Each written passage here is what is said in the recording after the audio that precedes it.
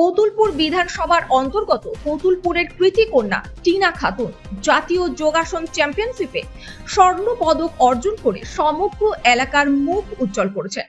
তার এই উল্লেখযোগ্য সাফল্যের জন্য তার বাসভবনে গিয়ে সংবর্ধনা ও শুভেচ্ছা জানানো হয়।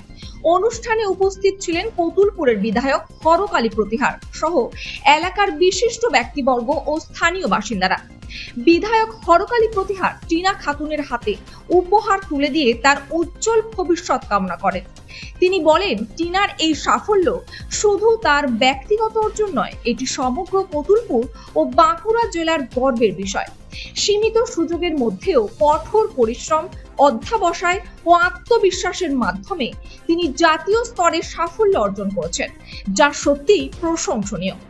ছোটবেলা থেকেই যোগাসনের প্রতি আগ্রহ এবং নিয়মিত অনুশীলনের ফলেই আজ তিনি এই সাফল্যের শিখরে পৌঁছেছেন। তার এই কৃতিত্ব এলাকার তরুণ প্রজন্মকে অনুপ্রাণিত করবে।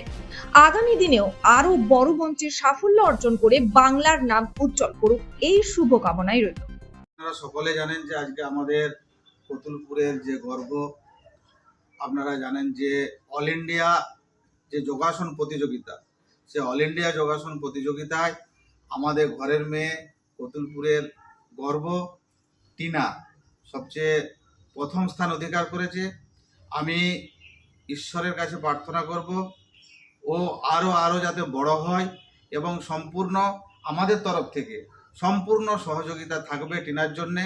এবং আজকে আমরা টিনাকে পেয়ে খুবই গর্বিত। আমাদের সাথে আছে আমার কতুলপুরের কনভেনার সাহেব, তুষারদা থেকে শুরু করে রাজুদা থেকে শুরু করে দিদিরা থেকে শুরু করে যারা আছেন, তোমার অপর্ণাদি থেকে শুরু করে সবাই আমরা টিনাকে পেয়ে খুবই গর্বিত। আগামী দিন টিনার শুভ কামনা জানালাম যে উনি আরও বড় হোক।